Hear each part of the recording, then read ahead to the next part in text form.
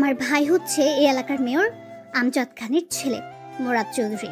রিফাত, তার মানে আমি অসুস্থ থাকা অবস্থায় তুই যে ছেলেকে মারছিস, রিয়া সেই ছেলের কথা বলছে? রাসেল, আর ওই ছেলেটাকে কেন মেরেছি তুই তো সবকিছু জানিস। ও আচ্ছা, তার মানে ঘটনা এখানে। আর রিয়া তোর ভাই তোকে বলে নাই কেন রিফাত তোর ভাইকে মেরেছে? বলেছে, মুরাদ বলেছে। সে নাকি রাস্তা দিয়ে বাইক চালিয়ে আব্বুর এক জনসভায় যাচ্ছিল, তখন হঠাৎ রিফাত কিছু ছেলে নিয়ে আমার ভাইকে আটকে কলেজের মাঠে নিয়ে এসে অনেক মারে। এই জন্য আমি এই কলেজে নতুন ভর্তি হই, আমার ভাইয়ের প্রতিশোধ নিতে। এবার রিয়া আমার কথা শোন, তোর ভাই কি করেছে জানিস? রিফাতের বোন পায়েলকে প্রতিদিন কলেজ যাওয়া আসার সময় ডিস্টার্ব করতো, তাই রিফাত ওকে মারলো। তোর মাথা ঠিক আছে? আমার ভাই প্রতিদিন ওর বোনকে কিভাবে ডিস্টার্ব করলো? আমার ভাই যেদিন মার খেয়েছে ওই দিনই কানাডা থেকে দেশে এসেছে, এসেও আব্বুর সাথে দেখা করতে যাচ্ছিল। আমরা দুই ভাই বোন জমজ হয়েছি। মুরাদ কানাডা পড়াশোনা করেছে আর আমি দেশে করতাম। কি বলছিস তুই? তাহলে মনে হয় এখানে মিস্টেক হয়ে গেছে, তুই ওকে মাফ করে দে। না, আমি ওকে কখনো মাফ করব না। এই বলে রিয়া চলে গেল।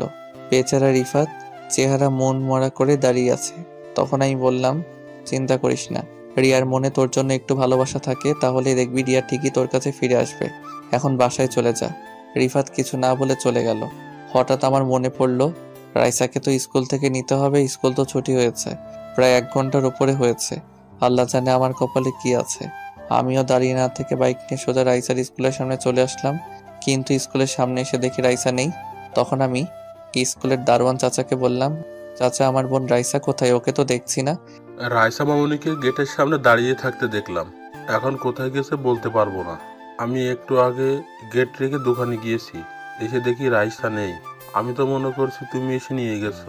চাচা আমি তো মাত্র আসলাম, কলেজে একটা কাজে দেরি হয়ে গেছে।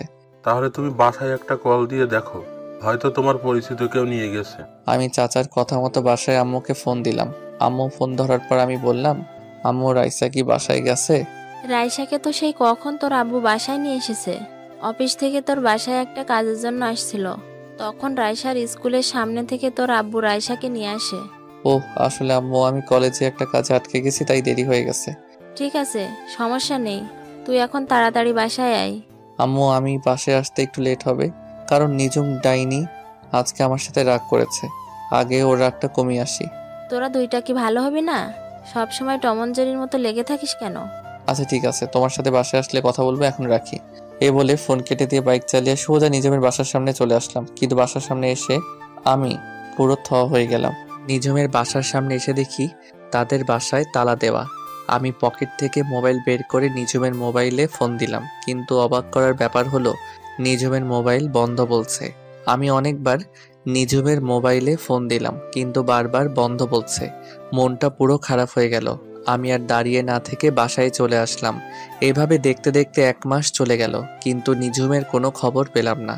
আব্বুকেও জিজ্ঞেস করছিলাম, আব্বু বলল নিজুমের বাবার অনেক বয়স হয়েছে তো, তাই চাকরির রিজাইন দিয়ে চলে গেছে, কিন্তু কোথায় গেছে সেটাও বলতে পারবে না। আমি নিজুমের সাথে কাটানোর সময়গুলো চিন্তা করি সব সময়।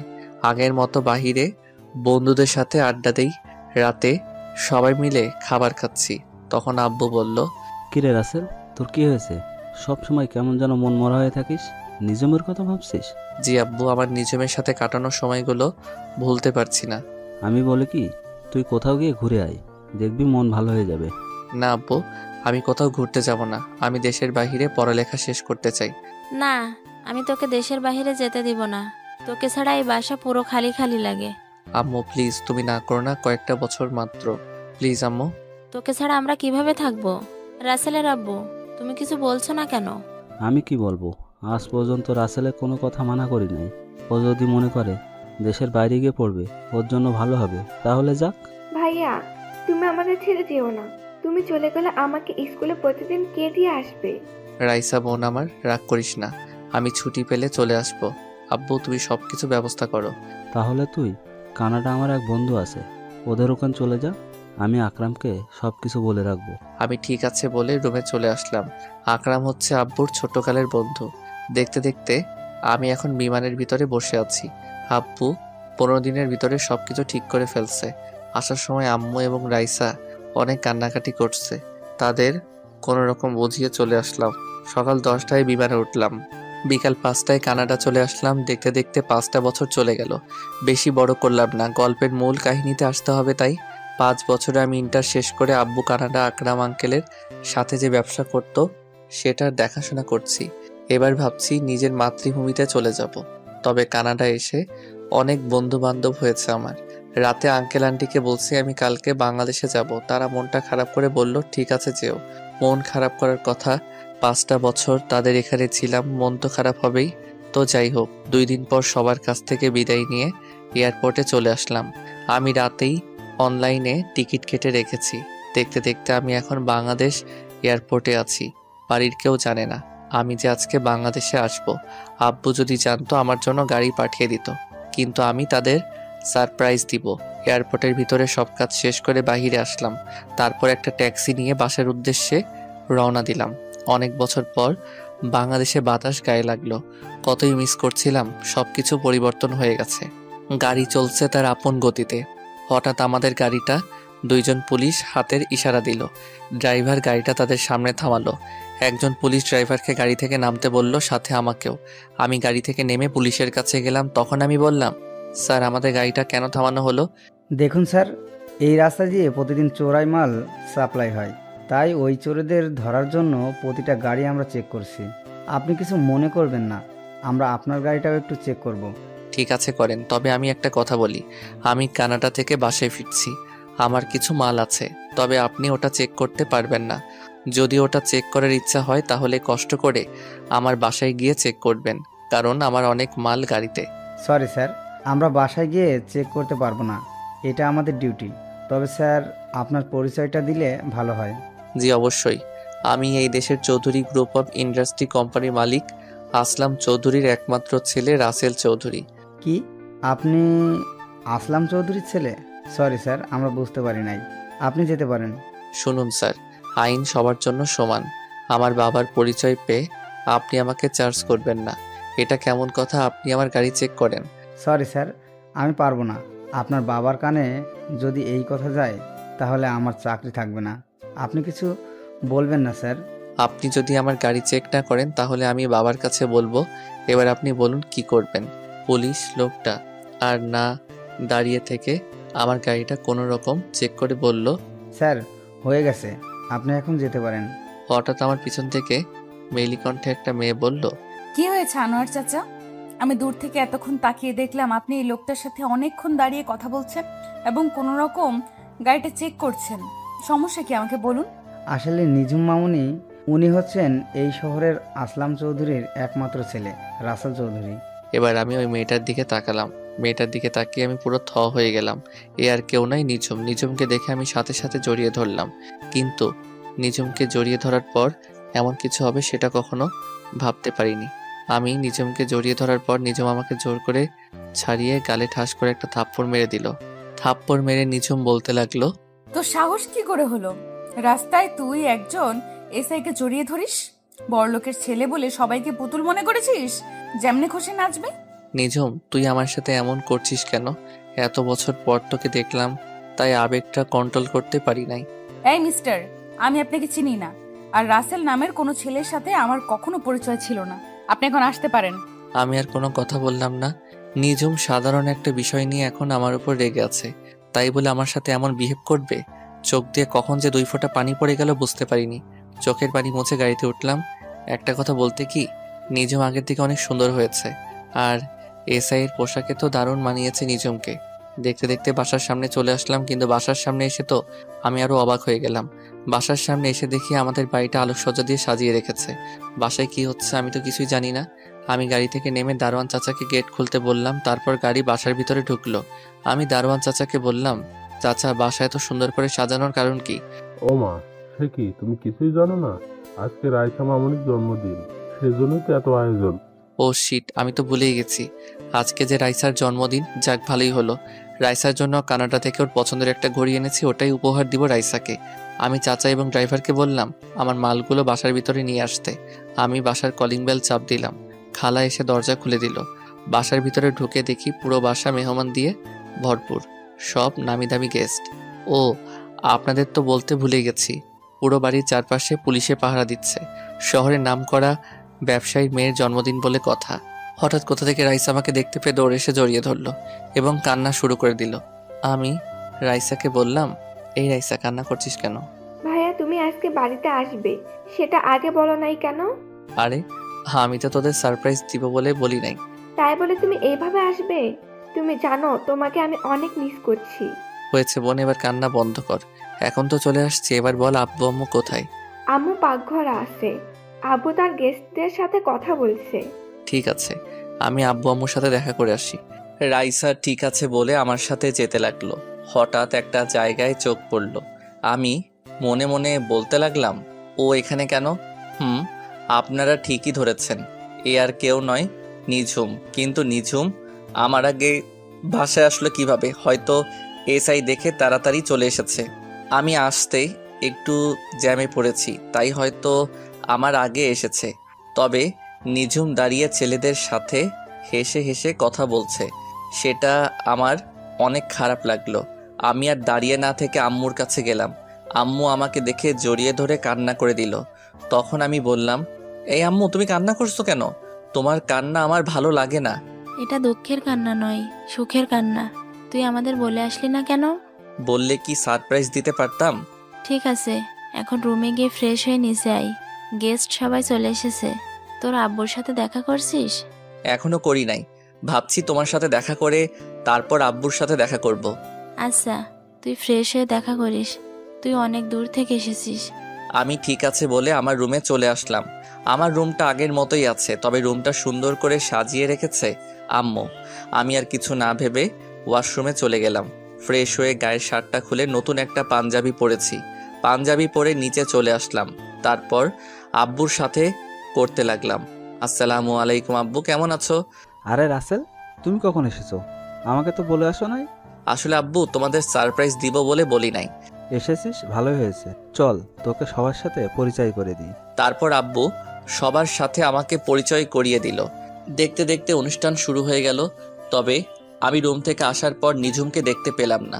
হঠাৎ দেখি নীল রঙের শাড়ি পরা একটা মেয়ে সিঁড়ি দিয়ে নিচে নামতে আসে। আমি তার দিকে ভালো করে তাকিয়ে পুরো অবাক হয়ে গেলাম। এ আর কেউ নয়, নিঝুম। নিঝুমকে নীল রঙের শাড়িতে পরীর মতো লাগছে। সব ছেলেরা নিঝুমের দিকে তাকিয়ে আছে। আমার কেমন যেন হিংসা হচ্ছে। তো যাই হোক, রাইসা কেক কাটার জন্য দাঁড়িয়ে আছে। আমি আব্বু এবং রাইসার পাশে দাঁড়ানো। বাকি সব গেস্ট আমাদের চারপাশে দাঁড়ালো। রাইসা কেক কাটার পর সবাই তাকে অভিনন্দন জানিয়েছেন। রাইসা প্রথমে কেক কেটে আমাকে খাইয়ে দিল। তারপর আব্বু আম্মুকে, আমিও রাইসাকে খাইয়ে দিলাম। নিঝুম এসে রাইসাকে কেক খাইয়ে দিল। তার গান বাজনা হলো। আমি আর দাঁড়িয়ে না থেকে বাসার ছাদে চলে আসলাম। কিছুক্ষণ পর দেখি নিঝুম ছাদে আসলো। ছাদে এসে কার সাথে যেন মোবাইলে হেসে হেসে কথা বলতে আছে। আমি নিঝুমের সামনে গেলাম। তখন নিঝুম ফোন কেটে দিয়ে আমাকে বলল, আপনি আমার সামনে কেন এসেছেন? কিছু বলবেন? বলার তো অনেক কিছু আছে, কিন্তু তুমি তো আমার কোনো কথা শুনছো না। হ্যালো মিস্টার, আমাকে তুমি করে না বলে আপনি করে বলুন, আর যেটা বলবেন তাড়াতাড়ি বলুন, আমার এখনো ডিউটি চলছে। আচ্ছা, আপনি এত বদলে গেলেন কিভাবে? আপনি কলেজ থেকে গিয়ে কোথায় হারিয়ে গেলেন? আপনাকে আমি পুরো ঢাকা শহর খুঁজেছি। সেটা আমি আপনাকে বলার প্রয়োজন মনে করি না। কেন? সেটা কি আমি জানতে পারি? আমার দোষটা কি ছিল? আমি তো আপনার সাথে একটু মজা করছিলাম, কিন্তু আপনি যে এত অভিমান করবেন সেটা আমার জানা ছিল না। অতীত নিয়ে আমি আপনাকে কিছু বলতে পারবো না, আমি গেলাম। এ বলে নিঝুম আমার সামনে থেকে চলে গেল। আমি মনে মনে ভাবতে লাগলাম, নিঝুম আমাকে না চেনার ভান করছে কেন? আমার সাথে এরকমভাবে কথা বলছে কেন? আমাকে সব কিছু বের করতে হবে। আমি ছাদে আর দাঁড়িয়ে না থেকে নিচে চলে আসলাম। বাসায় সব গেস্ট চলে গেছে। রাতে সবাই একসাথে বসে খাবার টেবিলে গেলাম খাবার খেতে। হঠাৎ দেখি নিঝুম সিঁড়ি দিয়ে নেমে আমাদের সাথে বসলো। আমি তো কিছুই বুঝতে পারছি না। তখন আমি আম্মুকে বললাম, আম্মু, এসআই ম্যাম দেখি আমাদের সাথে খেতে বসেছে, কারণ কি? ওহ, তোকে তো বলাই হয়নি। নিঝুমের এই দুনিয়ায় আপন বলতে কেউ নেই। নিঝুমের আব্বু আম্মু দুজনে মারা গেছেন, তাই নিঝুমকে তোর আব্বু আমাদের বাসায় নিয়ে এসেছে। ওনার আব্বু আম্মু কিভাবে মারা গেছে? আর উনি কতদিন ধরে আমাদের বাসায় থাকেন? নিঝুম তো প্রায় আজ 4 বছর ধরে আমাদের সাথে থাকে। কি? তাহলে তোমরা আমাকে বলো নাই কেন কোনোদিন? আমাদের কি দোষ? নিঝুম তো বলতে মানা করেছে। হয়েছে, এবার কথা বলা বন্ধ করো। রাত অনেক হয়েছে, খাবার খেয়ে ঘুমাতে হবে। কেউ আর কোনো কথা বলল না, সবাই খাবার খেতে লাগলো। ও আপনাদের তো বলতে ভুলে গেছি, আমি রাইসার ঘড়িটা দিয়ে দিছি। খাবার খেয়ে রুমে চলে আসলাম। রুমে এসে মোবাইলটা হাতে নিয়ে আমি তো অবাক হয়ে গেলাম।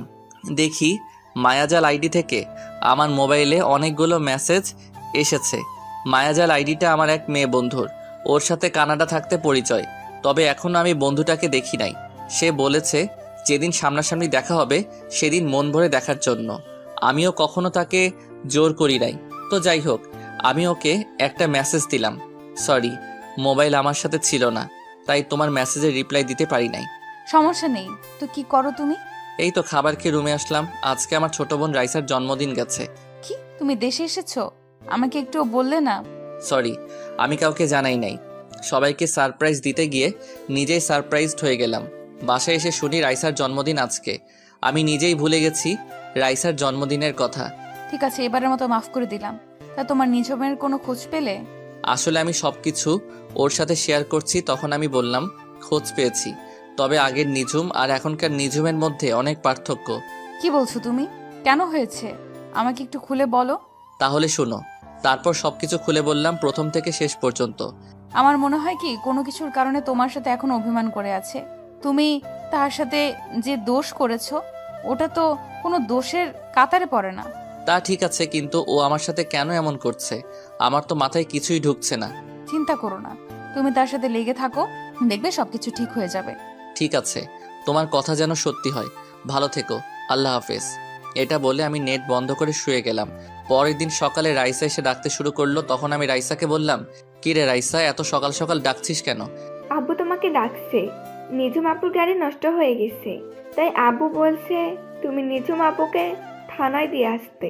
ঠিক আছে, তুই যা, ভাইয়া ফ্রি হয়ে আসতে আসি। রাইসা ঠিক আছে বলে রুম থেকে বেরিয়ে গেল। আমিও বিছানা থেকে উঠে ওয়াশরুমে ঢুকে ফ্রেশ হয়ে নিচে চলে আসলাম। নিচে এসে দেখি নিঝুম পুলিশের ড্রেস পরে দাঁড়িয়ে আছে। আমি নিঝুমকে বললাম, আপনি নাস্তা করছেন? যদি করে থাকেন তাহলে বাহিরে গিয়ে দাঁড়ান, আমি হালকা নাস্তা করে আসছি। আমি নাস্তা করেছি, আপনি নাস্তা করে আসুন, আমি বাহিরে দাঁড়ালাম। এ বলে নিঝুম চলে গেল। তখন আমি আব্বুকে জিজ্ঞেস করলাম, আচ্ছা আব্বু, নিঝুম পুলিশের চাকরি কবে থেকে করে? এমনি তো আমি জানতাম ওর পুলিশে চাকরি করার অনেক শখ ছিল। তোকে পরে এক সময় বলবো। মেয়েটা বাইরে দাঁড়িয়ে আছে। আমি ঠিক আছে বলে হালকা নাস্তা করে বাহিরে আসলাম। তারপর আমার বাইকটা বের করলাম। দারোয়ান চাচা সবসময় বাইকটা পরিষ্কার করে রেখেছে। আমি বাইকে উঠে বসলাম। নিঝুম এসে আমার বাইকের পিছনে বসলো। নিঝুমের শরীর আমার পিঠের সাথে লাগার সাথে সাথে শরীর দিয়ে কারেন্ট বয়ে গেল। আজ প্রায় 5 বছর পর নিঝুম আমার বাইকের পিছনে বসলো। অন্যরকম একটা অনুভূতি কাজ করতে লাগলো। তো যাই হোক, আমি বাইক চালাচ্ছি, হঠাৎ নিঝুম বলল, বাইকটা একটু ওই পার্কের সামনে রাখেন তো, আপনার সাথে আমার কিছু কথা আছে।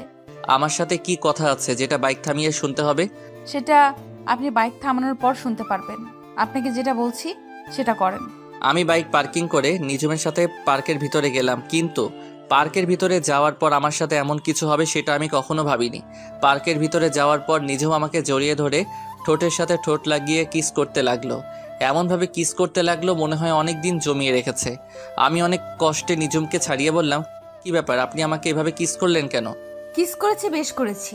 কুত্তা বিলাই হনুমান, আমাকে এত বছর কষ্ট দিলে কেন? শুনুন, আমি বুঝতে পারি নাই আপনি যে আমার কথায় রেগে যাবেন। আমি তো শুধু মজা করছিলাম। ওই রাসিল্লার বাচ্চা, তুই আমাকে আপনি করে বলছিস কেন? আপনি একজন এসআই, আপনাকে তো সম্মান দিয়ে কথা বলতে হবে, তা না হলে তো থাপ্পড় মারবেন। আসলে ওই দিন রাস্তায় মানুষের সামনে জড়িয়ে ধরেছিস তো, তাই নিজেকে কন্ট্রোল করতে পারি নাই। ওই দিন না হয় নিজেকে কন্ট্রোল করতে পারেন নাই, তাহলে আজকে পার্কে এত মানুষের সামনে জড়িয়ে ধরে কিস করলেন কেন? আসলে তোকে সামনে দেখলে কেমন যেন জড়িয়ে ধরতে ইচ্ছে করে, তাই আজকে পার্কে জড়িয়ে ধরলাম। জড়িয়ে ধরলেন ভালো কথা, তাহলে আমাকে কিস করলেন কেন? ভালোবাসার মানুষকে কিস করতেই পারি, এটা স্বাভাবিক। ভালোবাসার মানুষ মানে? আপনি কি বলছেন, মাথা ঠিক আছে আপনার? আমি একজন এসআই, আমার মাথা সবসময় ঠিক থাকে। কিন্তু আমি তো কখনো আপনাকে ভালোবাসি নাই। ভালোবাসিস নাই, এখন থেকে ভালোবাসতে শুরু কর, আর তোর এই আপনি বলা বন্ধ কর। সরি নিঝুম ম্যাম, আপনি একজন এসআই, আমি আপনাকে ভালোবাসতে পারবো না, কারণ অন্য আরেকজনকে ভালোবাসি। ও সরি, আমি বুঝতে পারি নাই, তুমি আমাকে মাফ করে দিও। ঠিক আছে, তবে এরকম ভুল আর যেন না করেন। তো চলুন আপনাকে থানায় নামিয়ে দিয়ে আসি। তোকে আর কষ্ট করতে হবে না, আমি একাই যেতে পারবো। এই বলে নিঝুম পার্ক থেকে বেরিয়ে গেল মন খারাপ করে। আপনারা কি মনে করেছেন আমি নিঝুমকে ভালোবাসি না? তাহলে ভুল ভাবছেন। আমি নিঝুমকে প্রথম দেখায় ভালোবেসে ফেলেছি। ওকে একটু কষ্ট দেওয়ার জন্য এমন করেছি, কারণ ও আমাকে থাপ্পড় মেরেছে, ওইটার জন্য একটু কষ্ট দিব। তো যাই হোক, আমি পার্ক থেকে বেরিয়ে বাইক নিয়ে বাসার দিকে আসার সময় হঠাৎ দেখি রিফাতের মতো একটা ছেলে ভিক্ষা করতে আসে। আসলে কানাডা যাওয়ার পর রিফাতের সাথে আর কোনো যোগাযোগ হয়নি। আমি বাইকটা নিয়ে ছেলেটার সামনে গেলাম। আমি দূর থেকে যেটা আন্দাজ করছি সেটাই হয়েছে। আমি রিফাতের সামনে যাওয়ার পর রিফাতের দিকে তাকিয়ে অবাক হয়ে গেলাম। কি রিফাত, কি হয়ে গেল? নোংরা জামা কাপড় পরে আছে, চেহারার দিকে তাকালে বোঝা যায় 2-3 দিন মনে হয় কিছু খাইনি। আমি রিফাতকে বললাম, কিরে রিফাত, কেমন আছিস? আর তোর এই অবস্থা কেন? তুই তো এমন ছিলি না, কি হয়েছে আমাকে সবকিছু খুলে বল। বন্ধু, তোকে সবকিছু বলবো। 2 দিন ধরে কিছু খাইনি, খুব ক্ষুধা লাগছে। এই 2 দিন ধরে পানি খেয়ে আছি। আমাকে হোটেলে ভাত খাওয়াবি? আরে তুই এটা কি বলছিস? তুই 2 দিন ধরে না খেয়ে আছিস, তাড়াতাড়ি আমার সাথে হোটেলে চল। এই বলে রিফাতকে নিয়ে একটা হোটেলে গেলাম। তারপর রিফাতকে পেট ভরে খাবার খাওয়ালাম। এরপর দুজনে রাস্তার পাশে একটা জায়গায় বসলাম। তখন আমি বললাম, এবার বল, তোর এই অবস্থা কেন? তোদের তো কখনো কোনো কিছুর কমতি ছিল না। তাহলে শোন, এই সব কিছুর জন্য ওই রিয়া মেয়েটাই দায়ী। মানে কি বলছিস তুই? রিয়া তোর সাথে কি করেছে? রিয়া শুধু আমার সাথে করে নাই, ওর বাবা মিলে করেছে। তুই বলছিস না, রিয়ার মনে যদি আমার জন্য ভালোবাসা থাকে তাহলে রিয়া ঠিকই আমার কাছে ফিরে আসবে। সেটা তো আমি বলেছি, তারপর কি হলো? তোর কথা মতো রিয়া কিছুদিন পর আমার কাছে এসে ক্ষমা চেয়ে ভালোবাসি বলেছে, কিন্তু ওর মনে যে অন্যটা ছিল সেটা আমার জানা ছিল না। 2-3 মাস ভালোই আমাদের প্রেম চলছিল। হঠাৎ রিয়া আমার সাথে এমন কিছু করবে সেটা আমি কখনো ভাবিনি। হঠাৎ তোর সাথে রিয়া কি করেছে? হঠাৎ একদিন রিয়া আমাকে বলছে আমার বাবাকে নিয়ে যেন তাদের বাসায় যাই। আমিও আব্বুকে বুঝিয়ে রিয়াদের বাসায় আব্বুকে নিয়ে যাই। তাহলে একটু চলুন, ওখানে কি হয়েছে তাদের মুখ থেকে শুনে আসি। আমরা একটু অতীত থেকে ঘুরে আসি। রিফাত তার আব্বুকে নিয়ে রিয়াদের বাসার সামনে দাঁড়িয়ে কলিং বেল চাপ দিল। কিছুক্ষণ পর কাজের বুয়া এসে দরজা খুলে দিল। রিফাত এবং তার আব্বু ভিতরে গিয়ে সোফায় বসলো। কিছুক্ষণ পর রিয়া এবং রিয়ার আব্বু ওপর থেকে সিঁড়ি দিয়ে নেমে আসলেন। তখন রিয়ার আব্বু বলল, আরে খান সাহেব, কেমন আছেন? ব্যবসা বাণিজ্য কেমন চলছে? আলহামদুলিল্লাহ, ভালো আছি। আপনি কেমন আছেন? ব্যবসা আল্লাহ দিলে ভালোই চলছে। আমিও ভালো আছি। তো যে জন্য আপনাকে ডেকেছি, আমার মেয়ে রিয়া এবং আপনার ছেলে রিফাত দুজন দুজনকে অনেক বেশি ভালোবাসে। তাই আমি কি বলতে চাইছি আপনি হয়তো বুঝতে পারছেন। বুঝতে পেরেছি। এখানে আমার কোনো আপত্তি নেই। আপনি একজন মেয়র মানুষ, আপনি যেটা ভালো মনে করবেন সেটাই করেন। ঠিক আছে, তবে আমার একটা শর্ত আছে। আপনি আপনার সব সম্পত্তি আপনার ছেলের নামে লিখে দিতে হবে। আরে এটা কোনো শর্ত হলো? আমার সম্পত্তির অর্ধেকের মালিক তো আমার ছেলে, আর আমি মরে গেলে তো সব কিছু আমার ছেলেরই হবে। ঠিক আছে, আপনি যদি এতে খুশি হন তাহলে আমি আজকে রিফাতের নামে বাকি অর্ধেক সম্পত্তি এবং আমার সব কিছু ওকে লিখে দেব। এরপর আরো কিছুক্ষণ কথা বলে রিফাত এবং তার আব্বু বাসায় চলে এসেছে। 1 সপ্তাহের ভিতরে রিফাতের আব্বু সবকিছু রিফাতের নামে লিখে দিল। এর কয়েকদিন পর রিফাতের আব্বু অফিস থেকে বাসায় ফিরছিল। তখন হঠাৎ কিছু লোক রিফাতের আব্বুর গাড়ি দাঁড় করায়। রিফাতের আব্বু গাড়ি থেকে নামার সাথে সাথে লোকগুলো রিফাতের আব্বুকে গাড়ির সাথে বেঁধে ফেলে। বেঁধে ফেলার পর একটা গাড়ি থেকে রিয়া এবং রিয়ার আব্বু নেমে রিফাতের আব্বুর সামনে আসে। তখন রিফাতের আব্বু বলল, মেয়র সাহেব, আপনি এখানে, আর রিয়া মামুনি তোমরা এখানে কেন? আপনি কি বুঝতে পারেননি? একটু অপেক্ষা করুন, তারপর সবকিছু বুঝতে পারবেন। তারপর রিয়া মোবাইলটা বের করে রিফাতকে ফোন দিয়ে বলল এই জায়গায় আসার জন্য। কিছুক্ষণ পর রিফাত চলে আসলো। তখন রিফাত বলল, আঙ্কেল এবং রিয়া, আমার বাবাকে এভাবে গাড়ির সাথে বেঁধে রেখেছো কেন? কারণটা বলি। কারণ হচ্ছে তোর বাবা তোকে যে সম্পত্তিগুলো লিখে দিছে সবগুলো আমার মেয়ের নামে লিখে দিবি, আর তা না দিলে তোর বাবাকে এখানে মেরে পুঁতে দেব। আমার কেউ কিছু করতে পারবে না। না রিফাত, তুই এটা করিস না, আমরা রাস্তার ফকির হয়ে যাব। আব্বু, আমার সম্পত্তি লাগবো না। আমি তোমাকে হারাতে পারবো না। দরকার হয় ভিক্ষা করে খাবো। আপনি বলুন কোথায় সই করতে হবে? তারপর রিয়ার আব্বু দলিল দিল। রিফাত বাবাকে বাঁচানোর জন্য সই করে দিল। এরপর থেকে রিফাত রাস্তায় রাস্তায় ভিক্ষা করে খায়। এই ছিল রিফাতের অতীতের সব ঘটনা। এবার বাস্তবে আসা যাক। আমি রিফাতকে বললাম, তাহলে এখন তোর বাবা মা কোথায়? আব্বু আম্মুকে নিয়ে এখন একটা বস্তিতে থাকি। আম্মু অসুস্থ হয়ে পড়ে আছে। আব্বু আমার মতো মানুষের কাছে ভিক্ষা করে। কি বলবো, বলার ভাষা হারিয়ে ফেলেছি। মানুষ মানুষের সাথে এমনটা করতে পারে? নিজের চোখ দিয়ে পানি পড়তে লাগলো। আমি চোখের পানি মুছে রিফাতকে বললাম, ঠিক আছে, আমাকে নিয়ে তোদের বস্তিতে চল, আমি তোর মাকে দেখব। রিফাত ঠিক আছে বলে আমার বাইকের পেছনে উঠল। কিছুক্ষণ পর বস্তিতে চলে আসলাম। বস্তিতে আসার পর চারপাশে ময়লার গন্ধ। মানুষ কিভাবে থাকে এখানে, আমার 1 মিনিটে দম বন্ধ হয়ে আসছে। আর এরা বছরের পর বছর এখানে বাস করে। রিফাত আমাকে তাদের রুমে নিয়ে গেল। রুমে ঢুকে দেখি রিফাতের আম্মু একটা ছেঁড়া কাঁথা মুড়ি দিয়ে শুয়ে আছে। রুমে খাবার কিছু নেই। বাপ বেটা মিলে যা ইনকাম করে তা রিফাতের আম্মুর ঔষধে লাগে। আমি আর সহ্য করতে না পেরে রিফাতকে বললাম, রিফাত আমি তোর কোনো কথা শুনবো না, তুই এখনই আন্টিকে কোলে নিয়ে বেরিয়ে আয়, আমি গাড়ি ঠিক করতে আসি। তোরা সবাই আজকে থেকে আমার বাসায় থাকবি, আর রিয়া আর মেয়রের ব্যবস্থা পরে করব। এই বলে আমি বস্তির ভিতর থেকে বেরিয়ে আসলাম। রিফাত ওর আম্মুকে নিয়ে কিছুক্ষণ পর বেরিয়ে আসলো। এর ফাঁকে আমি একটা গাড়ি ঠিক করে ফেলেছি। রিফাত ওর আম্মুকে গাড়িতে উঠালো। হঠাৎ রিফাতের আব্বু আসলো। ওনাকে দেখে আমি তো আরও অবাক হয়ে গেলাম। যে মানুষ সবসময় দামি দামি জামা কাপড় পরে থাকতো, আজ উনি একটা ছেঁড়া শার্ট গায়ে পরে ভিক্ষা করে। এরপর রিফাতের আব্বুকেও সাথে নিলাম। আমরা আগে একটা বড় হাসপাতালে রিফাতের আম্মুকে নিয়ে গেলাম। ডাক্তার রিফাতের আম্মুর কিছু পরীক্ষা করলো এবং কিছু ওষুধ লিখে দিল। বিকৃতিতে বলেছে ওষুধগুলো খেলে আল্লাহ দিলে সুস্থ হয়ে যাবে। তারপর রিফাতের আম্মুকে নিয়ে আমার বাসায় চলে আসলাম। বাসায় আনার পর আব্বু আম্মু সবাই অনেক খুশি হলো। আর বেশি বড় করলাম না। রাতে রিফাত সহ তার আব্বু আম্মুকে খাবার খাইয়ে দিলাম। রিফাত আমার সাথে ঘুমাবে। রাত্রে খাবার টেবিলে সবাই বসে খাবার খাচ্ছি, কিন্তু নিঝুম মন খারাপ করে খাবার খাচ্ছে। তখন আম্মু বলল, কিরে নিঝুম, তুই এমন মন মরা হয়ে আছিস কেন?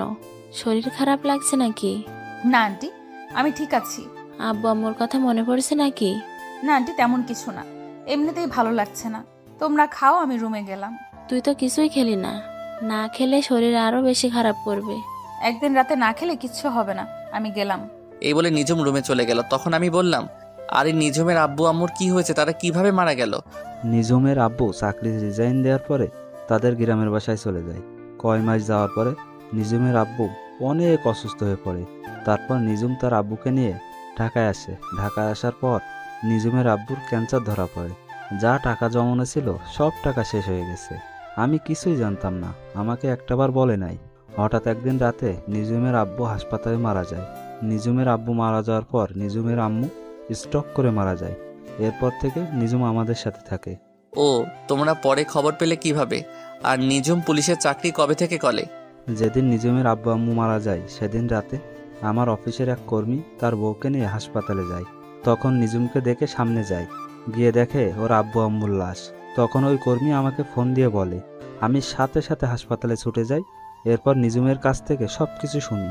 তারপর নিঝুমের আব্বু আম্মুকে ঢাকার বড় কবরস্থানে দাফন সম্পন্ন করে।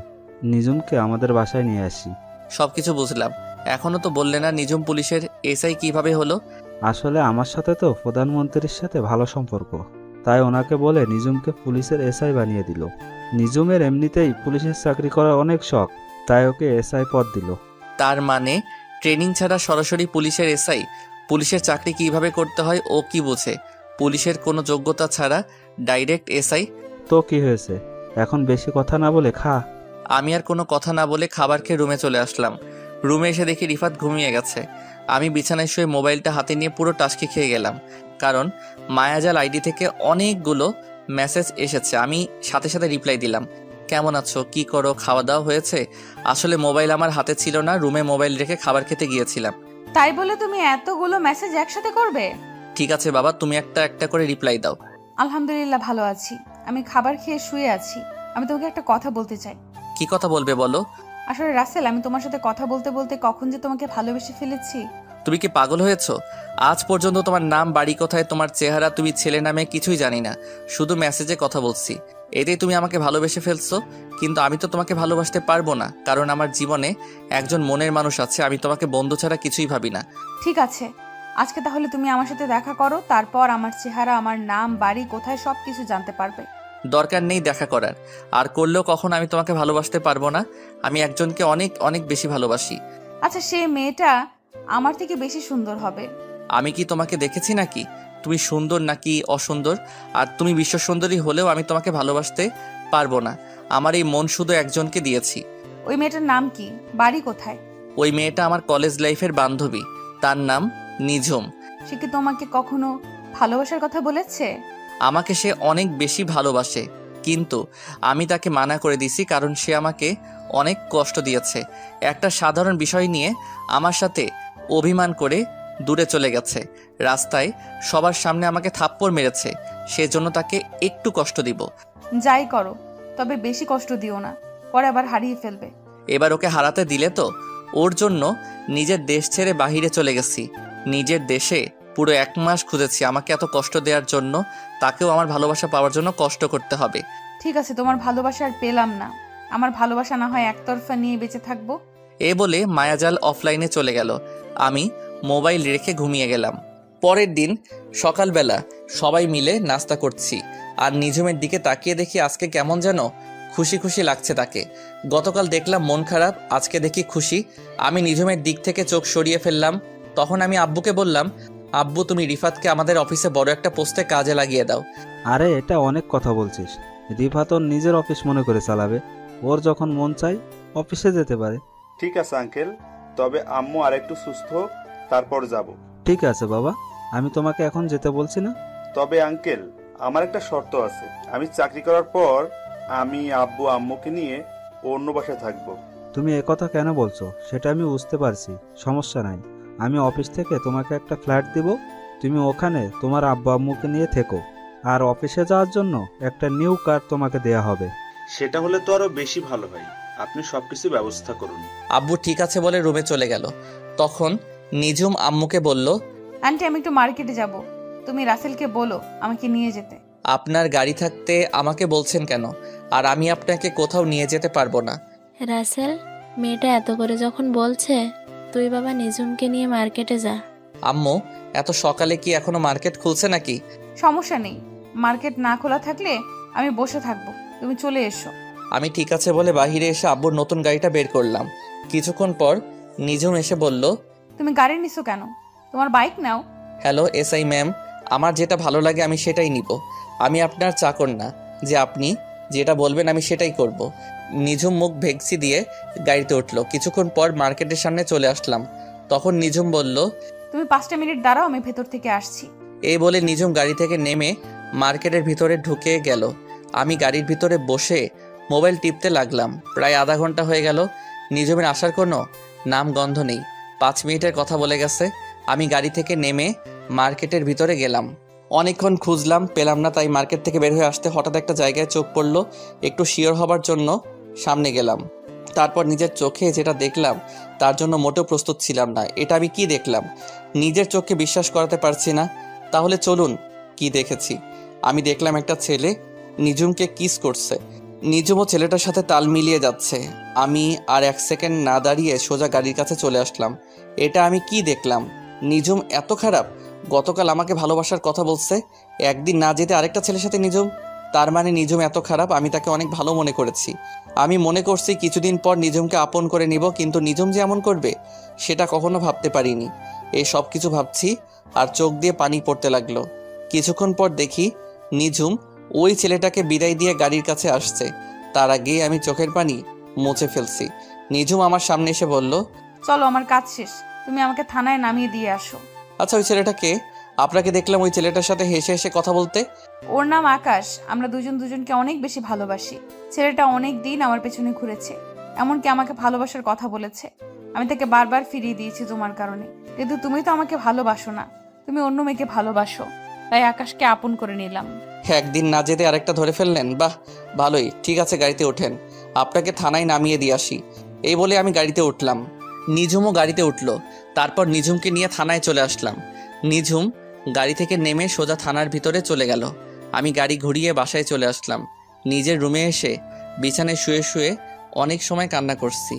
তার মানে আমি নিঝুমকে হারিয়ে ফেলেছি। আব্বু আম্মু বলেছে নিঝুমের মনে কষ্ট না দেওয়ার জন্য, কারণ নিঝুম বাবা মা মরা মেয়ে। এই সব কিছু ভাবতে ভাবতে কখন যে ঘুমিয়ে গেছি মনে নাই। হঠাৎ আম্মু এসে ডাকতে শুরু করলো। তখন আমি ঘুম থেকে উঠে বিছানায় বসলাম। আম্মু বলল, কি রে রাসেল, তোর কি শরীর খারাপ নাকি? এই অবেলায় শুয়ে আছিস? না আম্মু, আমি ঠিক আছি। বলো কেন ঠেকেছ? রাইসার হাত খরচ শেষ হয়ে গেছে, তুই একটু করে রাইসার হাত খরচ দিয়ে আয়। আমি ঠিক আছে বলে বিছানা থেকে উঠে ফ্রেশ হয়ে একটা জামা গায়ে দিয়ে বাসা থেকে বেরিয়ে বাইক নিয়ে সোজা রাইসার হোস্টেলে চলে আসলাম। আসলে রাইসার সামনে এসএসসি পরীক্ষা, তাই রাইসাকে হোস্টেলে দেওয়া হয়েছে। আমি রাইসাকে ফোন দিয়ে নিচে আসতে বললাম। কিছুক্ষণ পর রাইসা নিচে আসলো, আমাকে দেখে জড়িয়ে ধরলো। তখন আমি বললাম, এই রাইসা ছাড়ো আমাকে, মানুষ দেখলে কি বলবে? মানুষ বলবে বুড়ি বোন ভাইকে জড়িয়ে ধরেছে। মানুষ দিয়ে আমার কি? আমি এখনো তোমার কাছে ছোট ভাইয়া। আমি জানি তো তুই আমার এখনো সেই ছোট্ট বোন। এখন বল কত টাকা লাগবে? তোমার যত টাকা মন চাই দিয়ে যাও। আর তুমি তো জানো আমি বাহিরের খাবার খাওয়া কমিয়ে দিচ্ছি। ঠিক আছে, এই নে, এখানে 20,000 টাকা আছে, এগুলো রাখ, শেষ হয়ে গেলে ভাইয়াকে একটা ফোন দিস। রাইসা ঠিক আছে বলে ভিতরে চলে গেল। আমি দাঁড়িয়ানা থেকে বাইক নিয়ে বাসায় যাওয়ার সময় হঠাৎ একজনকে দেখে আমার মাথা পুরো গরম হয়ে গেল। সে আর কেউ নয়, আসলাম মেয়রের মেয়ে রিয়া। রিয়া দেখে একজন রিক্সা চালককে মারতে আসছে। আমি বাইক নিয়ে সোজা রিয়ার সামনে গেলাম। বাইকটা দেখে রিয়াকে ঠাস করে একটা থাপ্পড় মেরে দিলাম। রিয়া গালে হাত দিয়ে আমাকে বলল, রাসেল তুই আমাকে থাপ্পড় মারছিস কেন? তুই রাস্তায় এই বুড়ো মানুষটাকে মারছিস কেন? মারবো না তো কি করব? উনি আমার কাছ থেকে 50 টাকার ভাড়া 100 টাকা চাইলো কেন? চাচা, আপনি 50 টাকার ভাড়া 100 টাকা কেন চেয়েছেন? উনি মার্কেটে নিয়ে গিয়ে প্রায় 2 ঘন্টা দাঁড় করিয়ে রেখেছে, তাই আমি 50 টাকা বেশি চেয়েছি। এ কারণে মেয়েটা আমাকে মারছে। কিরে, চাচা যেটা বলছে সেটা কি সত্যি? ঠিক বলেছে, তাই বলে 50 টাকা বেশি চাইবে কেন? আমার ইচ্ছে করছে তোকে আরো কয়েকটা থাপ্পড় মারি। গরিব কি মানুষ মনে হয় না? তোর বাবার বয়সে একজন মানুষের গায়ে হাত তুলতে তোর হাতটা কাঁপলো না? না, আমার হাত কাঁপে না। এসব গরিব নোংরা মানুষদের আমি দেখতেই পারি না। দেখতে যখন পারিস না, তাহলে নোংরা মানুষের রিকশায় উঠছিস কেন? আমার গাড়িটা হঠাৎ রাস্তায় নষ্ট হয়ে যায়, তাই কোনো গাড়ি না পেয়ে ওনার রিকশায় উঠি। তুই এখনই আমার সামনে থেকে যা, তা না হলে রাস্তায় সবার সামনে আরো কয়েকটা থাপ্পড় মারবো। তোর বাপ মেয়ের দেখে মানুষকে মানুষ মনে করিস না। ঠিক আছে, আমি যাচ্ছি, তবে তোর এই থাপ্পড়ের প্রতিশোধ আমি কিন্তু নিবই। আরে যা যা, পারলে আমার বালটা সোজা করে দেখাইস। তোর মতো মেয়েকে সোজা করতে আমি রাসেল একাই যথেষ্ট। রিয়া আর কিছু না বলে চলে গেল। তখন আমি চাচাকে কিছু টাকা দিয়ে বাসায় পাঠিয়ে দিলাম। রাস্তার সব মানুষ এতক্ষণ দাঁড়িয়ে দাঁড়িয়ে আমার কাহিনী দেখেছে। হয়তো তারা ভাবছে আমার মতো ছেলের এত সাহস কোথা থেকে আসলো। এলাকার মেয়রের মেয়ের গায়ে হাত তুলছি তো। যাই হোক, আমি বাইক নিয়ে সোজা বাসায় চলে আসলাম। বাসায় এসে নিজের রুমে চলে গেলাম। তারপর ফ্রেশ হয়ে খাবার খেয়ে রুমে চলে আসলাম। দেখতে দেখতে সপ্তাহখানিক চলে গেল। নিঝুমের সাথে এখন আগের মতো কথা বলি না, আর নিঝুমও আমার সাথে তেমন কথা বলে না, কারণ নিঝুম তার আকাশকে নিয়ে সবসময় বিজি থাকে। আমি নিজেকে অনেক কন্ট্রোল করে রাখছি। রাতে বিছানায় শুয়ে শুয়ে মোবাইল টিপতে আসি। হঠাৎ নিঝুম আমার রুমে আসলো। তখন নিঝুম আমাকে বলল, রাসেল, তোমাকে একটা কথা বলার আছে। কি কথা বলবেন? একটু তাড়াতাড়ি বলুন, আমি একটু বাহিরে যাব। আসলে আমি আকাশকে অনেক ভালোবাসি। আকাশ বলছে আঙ্কেল আন্টির কাছে আমাদের ব্যাপারে বলতে, কিন্তু আমি ভয় বলতে পারছি না। তুমি একটু আমার হয়ে বলে দাও না। সরি, আমি পারবো না, আপনারটা আপনি বলুন। প্লিজ রাসেল, আমি আকাশকে হারাতে পারবো না। আকাশের বাসায় আকাশকে বিয়ের জন্য চাপ দিচ্ছে। আমার বুকটা ফেটে যাচ্ছে নিঝুমের এমন কথা শুনে। যে মেয়ে আমাকে ভালোবাসার কথা বলে, পরের দিন আরেকটা ধরতে পারে, তাকে কিভাবে বিশ্বাস করব? তখন আমি নিঝুমকে বললাম, ঠিক আছে, আমি আব্বু আম্মুকে সময় করে বলবো, আপনি এখন আসতে পারেন। নিঝুম আর কোনো কথা না বলে আমার রুম থেকে বেরিয়ে গেল। নিঝুমের এমন কথা শুনে মনটা খারাপ হয়ে গেল, কারণ নিঝুমকে আমি অনেক ভালোবেসে ফেলেছি। কিন্তু নিঝুম আর আকাশের কাহিনীটা আমার চোখের সামনে ভেসে উঠলে নিঝুমের প্রতি ঘৃণা হয়। না, ওর মতো মেয়ের জন্য নিজেকে কষ্ট দিয়ে লাভ নেই। ও ওর মতো থাকুক, আমি আমার মতো চলি। তো যাই হোক, রাতে বাসা থেকে বেরিয়ে একটু বাহিরে গেলাম। বাহিরের কাজটা সেরে আবার বাসায় চলে আসলাম। রাতে বিছানায় শুয়ে শুয়ে মোবাইল টিপতে আসি, হঠাৎ মায়াজাল থেকে মেসেজ আসলো। কেমন আছো রাসেল? কি করো? রাতের খাবার খেয়েছো? আলহামদুলিল্লাহ ভালো আছি, তুমি কেমন আছো? আর আমি এখনো রাতের খাবার খাইনি, আর একটু পরে খাবো। আলহামদুলিল্লাহ, আমিও ভালো আছি, তবে বেশি ভালো না। আর তোমার নিঝুমের সাথে প্রেম কেমন চলছে? নিঝুম আমাকে ভালোবাসার কথা বলে এখন অন্য আরেকজনকে ভালোবাসে। কি বলছো তুমি? একটা মেয়ে একদিনে কেমন করে পাল্টে গেল? সেটা তো আমিও ভাবছি, কিন্তু তাদের দুজনকে দেখে বোঝা যাচ্ছে একজন আরেকজনকে অনেক বেশি ভালোবাসে। তাহলে তুমি নিঝুমকে তোমার ভালোবাসার কথা বলে দাও। না, আমি চাই না ওর মনে কষ্ট দিতে। সে যদি আকাশ ছেলেটাকে নিয়ে সুখে থাকে, তাহলে আমি আর ওদের ভিতরে ঢুকতে চাই না। তুমি কি পারবে নিঝুমকে ছাড়া থাকতে? তোমার কষ্ট হবে না? কষ্টকে মাটি চাপা দিয়ে রেখেছি। আচ্ছা ঠিক আছে, ভালো থেকো। আমাকে খাবার খাওয়ার জন্য ডাকছে, এই বলে অফলাইনে চলে গেলাম। আমি মায়াজালের সাথে কথা বলার ফাঁকে খালা খাবার খাওয়ার জন্য ডেকে গেছে। আমি রুম থেকে বেরিয়ে খাবার টেবিলে চলে গেলাম। সবাই মিলে একসাথে খাবার খেলাম। নিঝুমকে দেখে বোঝা যাচ্ছে সে অনেক খুশি। খুশি থাকবেই না কেন? মনের মতো ভালোবাসার মানুষ পেয়েছে। আমি খাবার খেয়ে রুমে চলে আসলাম। কিছুক্ষণ পর রিফাত আমার রুমে আসলো। ও আপনাদের তো বলতে ভুলে গেছি, রিফাত এখন আব্বুর সাথে অফিসে দেখাশোনা করে। রিফাত আমার রুমে এসে বিছানায় বসে বলল, কিরে রাসেল, তোরে দেখি সবসময় চুপচাপ থাকিস, কি হয়েছে তোর? আমার আবার কি হবে, আমি তো ঠিকই আছি। রাসেল, তুই আমার কাছে কিছু লুকাইস না, কি হয়েছে আমাকে খুলে বল। ঠিক আছে, তুই যখন বলেছিস তাহলে শোন। তারপর রিফাতকে সবকিছু খুলে বললাম। এটা আমার বিশ্বাস হচ্ছে না, নিঝুম এত খারাপ মেয়ে হতে পারে না। আমি নিজের চোখে তাদের দুজনকে কিস করতে দেখেছি। মাঝে মাঝে চোখের দেখা ভুল হয়, আমি তোকে একটা বুদ্ধি দেই, সেটা কাজে লাগিয়ে দেখতে পারিস, তাহলে বুঝতে পারবো নিঝুম কি তোর সাথে অভিনয় করেছে নাকি আকাশকে সত্যি ভালোবাসে। দেখি শুনি তোর কি বুদ্ধি। তাহলে শোন, তুই একটা মেয়ে ভাড়া কর, তারপর ওই মেয়েটিকে নিয়ে সবসময় নিঝুমের সামনে চলাফেরা করবি আর নিঝুমের রিয়াকশন দেখবি। মেয়েটার সাথে এমন ভাবে চলবি যেন বয়ফ্রেন্ড গার্লফ্রেন্ডের মতো লাগে, তারপর বোঝা যাবে। তোর কি মনে হয় এমনটা করলে সবকিছু বুঝতে পারবো তো? 109% কাজে লাগবে, তুই ট্রাই করে দেখ। ঠিক আছে, কালকে থেকে শুরু করব। তবে মেয়ে পাবো কোথায়? হোটেলে মেয়ের অভাব আসেনি, ওখান থেকে একটা ভাড়া করে নিয়ে আসবি। তাই বলে হোটেলের মেয়ে নিয়ে আসবো? আরে মা তো কিছুদিনের জন্য। ঠিক আছে, কালকে একটা মেয়ে হোটেল থেকে নিয়ে আসবো। এখন রুমে গিয়ে শুয়ে পড়। রিফাত ঠিক আছে বলে তার রুমে চলে গেল। আসলে রিফাতকে আমার পাশের রুমে দিছি, কারণ রিফাত সারা রাত নাক ডেকে ঘুমায়, তাই ওরে আমার পাশের রুমে দিছি। আপনারা আবার রিফাতকে বলে দিয়েন না। তো যাই হোক, পরের দিন সকালে সবার সাথে নাস্তা করে আমি বাসা থেকে বেরিয়ে একটা হোটেলে যাচ্ছি একটা মেয়ে ভাড়া করার জন্য। বাইক নিয়ে যাচ্ছি, হঠাৎ দেখি কিছু ছেলে একটা মেয়েকে ডিস্টার্ব করছে, তাই বাইকটা নিয়ে ওদের সামনে গেলাম। আমাকে দেখে ছেলেগুলো দৌড় দিয়ে পালিয়ে গেল। তখন মেয়েটি আমাকে বলল, আপনাকে অনেক ধন্যবাদ ভাইয়া, আপনি না আসলে ওই ছেলেগুলো আমার সাথে খারাপ কিছু করতো। তোমার নাম কি? বাসা কোথায়? ভাইয়া আমার নাম আখি, আমি কলেজে পাশের বস্তিতে থাকি। তোমার বাসা ওইদিকে, আর তুমি এদিকে কি করো? আসলে ভাইয়া আমার একটা বান্ধবীর সাথে ওর বাসায় গিয়েছিলাম। ঠিক আছে, তুমি আমার বাইকের পিছনে ওঠো, আমি তোমাকে বাসায় পৌঁছে দিচ্ছি। সমস্যা নেই ভাইয়া, আমি হেঁটে হেঁটে যেতে পারবো। তুমি ভাবলে কেমন করে আমি তোমাকে একা একা যেতে দিব? বেশি কথা না বলে আমার বাইকের পিছনে ওঠো। আখি আর কোনো কথা না বলে আমার বাইকের পিছনে উঠলো। কিছুক্ষণ পর আখির বস্তিতে চলে আসলাম।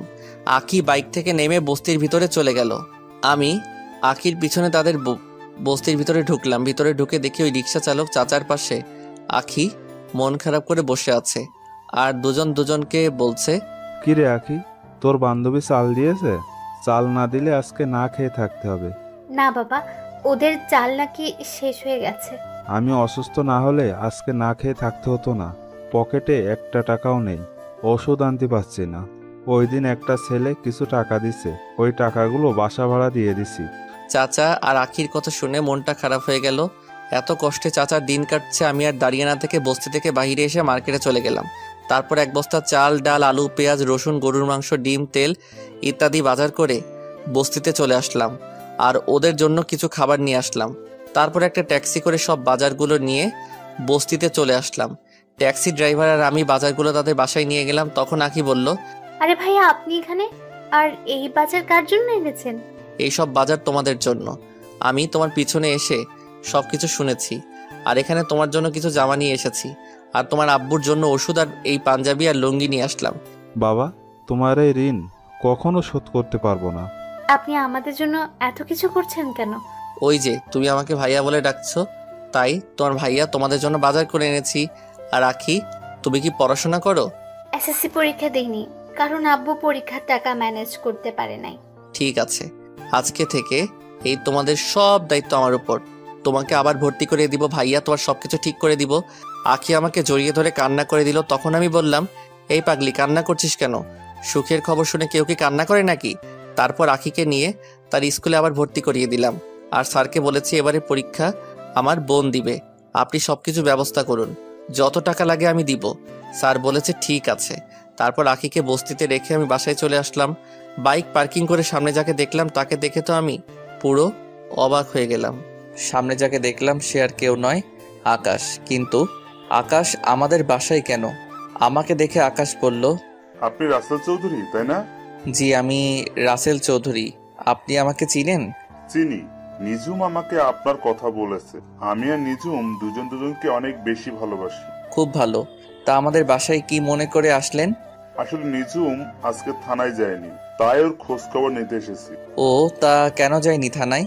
নিজুমের শরীরটা খারাপ লাগছে, তাই আজকে থানায় যায়নি। ও তা আপনাদের ব্যবসা বাণিজ্য কেমন চলছে? আলহামদুলিল্লাহ, আপনার দোয়ায় ভালোই আছি। আচ্ছা ঠিক আছে, ভালো থাকবেন। আর একটু অফিসে যেতে হবে। আমি ঠিক আছে বলে দরজার সামনে দাঁড়িয়ে কলিং বেল চাপ দিলাম। কিছুক্ষণ পর খালা এসে দরজা খুলে দিল। বাসার ভিতরে ঢুকে নিজের রুমে চলে আসলাম। রুমে এসে বিছানায় শুয়ে মোবাইল টিপতে লাগলাম। কিছুক্ষণ পর দেখি নিঝুম আমার রুমে আসলো।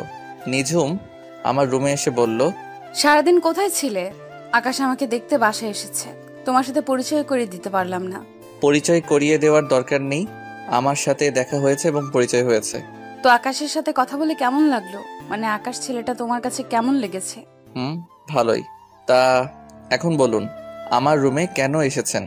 আর আপনি আজকে থানায় যাননি কেন? কি হয়েছে আপনার? আসলে শরীরটা কেমন যেন খারাপ লাগছে। আমি কানাডা থেকে আসার পর কয়দিন আপনি থানায় গেছেন? আর না গেলে সমস্যা কি? আপনি তো আবার বিনা যোগ্যতায় এসআই হয়েছেন। তুমি আমাকে এইভাবে বলতে পারলে? আমি কিন্তু তোমার কথায় রাগ করেছি। আপনি আমার সাথে রাগ করলে আমার কি যেটা সত্যি সেটাই বললাম। তোমার সাথে কথা বলাই আমার ভুল হয়েছে। আমি গেলাম আমার রুমে। আপনাকে তো আমি ডাকি নাই, আপনি নিজে এসেছেন আমার রুমে। আমার কথা শুনে নিঝুম মুখ বাঁকিয়ে রুম থেকে বেরিয়ে গেল। আমি কিছুক্ষণ মোবাইল টিপে ওয়াশরুমে ঢুকে ফ্রেশ হয়ে খাওয়া দাওয়া করে নিজের রুমে এসে একটা ঘুম দিলাম।